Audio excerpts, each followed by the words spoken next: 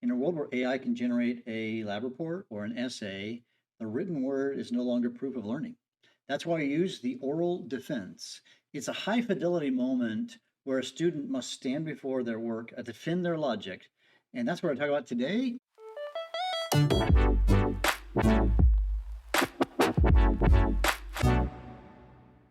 In today's episode of the Reach Every Student podcast. Hi, I'm John Bergman, and I'm a teacher, like a lot of you are. And in our first episode in this series about my Trebuchet project, so watch back to the previous one if you want to, we looked at leadership and the collaboration that happens when students have a sort of a large project. Flipping the classroom really helps with this. But if you're an administrator or teacher, say, oh, that's great. They learned some of these cool skills, but did they actually learn the content, right? If it's a project about history, did they actually learn about why, what happened, when, to whom? And those kinds of questions. And in my context, why does in physics, why does it actually work? And so that's what we want to focus on today. And you're going to have the privilege, I think it's a privilege, hope, to meet some of my students. And my students, you're going to watch them in these mastery checks. So recall, right, when I talk about the MasteryFlip model. In the MasteryFlip model, there are three elements. There is the engine, and then there's the analog roots, and then there is the Mastery Viva. And the Mastery Viva is where students have to defend their understanding orally. Now, normally I do this as small, like 2-minute formative assessments, but this was a summative assessment that my students were going through, and I want us to kind of peer into them. I know you may not understand the physics, but what they had to do is they had to build this trebuchet. Again, I talked about this in the previous episode, but if you're listening in, they had to build a trebuchet, which is an ancient siege engine. They had to launch a ball 20 yards, and then they had to write a paper about what happened, and then they had to then defend their understanding. It's almost like a master's thesis or oral defense at a PhD or something like that. It's not at that level, of course. It's at the level of high school students. So I want you to peer in to a couple of clips. So let's clip number one. In our MasteryFlip classroom, I'm not the only expert. When the oral defense is working, okay, the student becomes the teacher. So I want you to watch Vaughn here. Pay attention to how he doesn't just answer the question, but he like dominates the whiteboard. Well, yeah, so like when you have your arm here at its rest point, you have your counterweight, then the sling and ball there. Mm-hmm. So draw the pivot point too, just for fun. Pivot right here. Okay, good. All right. So when it's here before it goes, when it releases, this force of gravity pulls this down. So when it pulls but here the tennis ball, this applies a torque here. The tennis ball also applies a torque, but this torque is much, much, much greater because the counterweight's much heavier than the tennis ball. So the net torque is on this side causes the actual arm to rotate clockwise. And so the torque causes the angular acceleration, which then begins to speed up the arm. It uses some of the potential energy, goes into actually making the arm move and overcoming its resistance to motion and moment of inertia. And so then when the arm begins to spin, it begins to speed up. And since that increases the angular velocity. What you just saw wasn't just a student reciting a formula. That was just total ownership. Man, Vaughn didn't he didn't have a notebook paper, right? He just stood there. He used his understanding. He defended his work. He was, he'd done his work in the individual space. He'd done his space in the group space where he and his partner were developing, partners, or three of them, I guess, developing their trebuchet. And I want to sort of highlight that. This is the level they can get to. Now, yeah, that's super important to understand, is that you can really push kids to do amazing stuff, and you can really differentiate. So truth be told, I actually asked kids harder questions if I expected more of them. And so Vaughn was one of those students who got kind of the harder questions, and he crushed it. But I also want to be like 100% clear or transparent. Not all my students are like Vaughn. Some of them really struggled. They got into the interview room and they flopped and they struggled and they couldn't even answer some of the basic questions. And, in the AI world, my gut says maybe they got a little bit too much help from the AI. And that is something that I am concerned about. And that's why I'm doing this. And I think as I do more and more of these things, having students defend their work orally is such a very powerful thing. So, yeah, I want you to kind of keep that in mind about how that works. So it's because it's not just for the high flyers, right? This oral defense is for all students.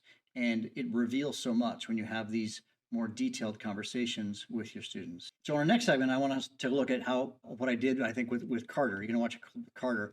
You see, mastery isn't just knowing the answer. It's actually being able to predict how, when you change the system, what happens. So as you listen to this Carter here, Carter, I'm going to ask him a question about what if. And yeah, listen in. Why does that make it launch farther? Because the further torque is the force times the radius, and so if you have a larger radius, you're going to have a larger torque, but along with having a larger radius comes more weight, which brings a higher moment of inertia, which means it's going to require more inertia to move the arm. So you can't just take a trebuchet and build it with the tiniest small arm and the longest long arm ever, because then there's not going to be enough weight to each side, so that, because then the moment of inertia is going to become too high, so that's going to be too heavy for it to lift. So you need to have the right ratio of the radius to the moment of inertia, so that you know you can have a high amount of torque and still keep that high angular acceleration by not having too high of a moment of inertia. Did you hear that? Carter didn't just give me that textbook answer. He deduced the answer in real time. He processed the relationship between the arm length and the moment of inertia. Again, a physics concept you may or may not understand at all, but he realized that there was a point of a diminishing return. You see, he was taking this logic to the next level. It was super cool, wasn't it? Yeah. And he was justifying his design choice, which is exactly what we want our students to do in the workforce, right? To defend their decisions with logic. And finally, in the oral defense section, I just want to get to this bit about helping them understand stuff. I want you to capture the moment, right, in this model, because I'm not stuck standing in front of the room and doing the lecture thing. I can have these opportunities, so I can have lots of these moments, but it can also happen to the oral defense. So as we listen up to Jade, I want you to pay attention to her moment. What direction is it accelerating when it's flying through the air? Forward? Like this way? Accelerate. Oh, accelerating? Well, ours went like high, higher.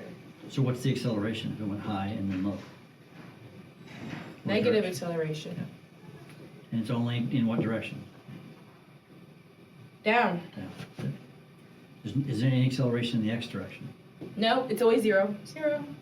Isn't the moment what we live for as a teacher, right? But here's the key. It didn't happen because of a worksheet, although there were worksheets. It happened because of the group culture was safe enough for her to fail, and then in the oral defense, what she really was doing is she remembered things. The things were maybe a little in the back of her mind. I get it, and all of a sudden, boom, she got it. And it just is like she just said, "Oh, it doesn't accelerate in this direction." And again, you may not understand the physics, but she did, and that was super, super powerful. So this Mastery Viva, this high stakes. And this one's high stakes. Most of mine are low stakes. This high stakes conversation with students is such a powerful way to get at cognition. And you can't cheat. You can't fake it when you're standing in front of you and a whiteboard. I can also envision this being kind of in a debate format. There's a lot of people talking about that right now on the internet, about how we need to bring back the oral defense. And the oral defense has been around since Socrates and Plato and all those kind of guys. It's been the way that people were assessed in the old days, because paper was expensive and writing, so they had to just defend their understanding orally. But now in the age of AI, where information and writing and all that kind of stuff is cheap, so to speak, right, because of AI, this is an opportunity for us to take back the learning and really going old school in a new school environment. So I hope this is helpful. What I really want to do is give you a view into what it looks like when you push students. And I've said this in previous podcasts, is when you give students a crazy challenge and then they meet it, it so helps them. Honestly, I think it helps their mental health, because they like, wow, I actually did that and I was able to master that. And when those things happen, the kids will just grow and shine. And I want to show you that, though in the last episode I talked about the soft skills, and that's a good thing to build. I want them to become leaders. I want all those features to happen in their lives. But I also want students who can build bridges someday, right? Or become doctors who, I'm going to need a doctor someday who's going to do surgery. I mean, I want them to be really a good student who knows their stuff, right? Because yeah, you do too. So yeah, I hope you're enjoying these episodes of the Reach Every Student podcast with me, your host, John Bergman. Enjoy. I hope that you just get a glimpse. By the way, if you're ever in Houston, Texas, you are free to come visit me and visit my students. I pretty much have an open invitation. Send me an email. Go to johnbergman.com, JONBERGMANN.com. If you have questions about that or want to reach out to me, I'd be glad to give you a tour and show you around, and you can meet some of these amazing students. All right. Have a great time. Hey, if you love the podcast, click subscribe. You know the deal. Bye.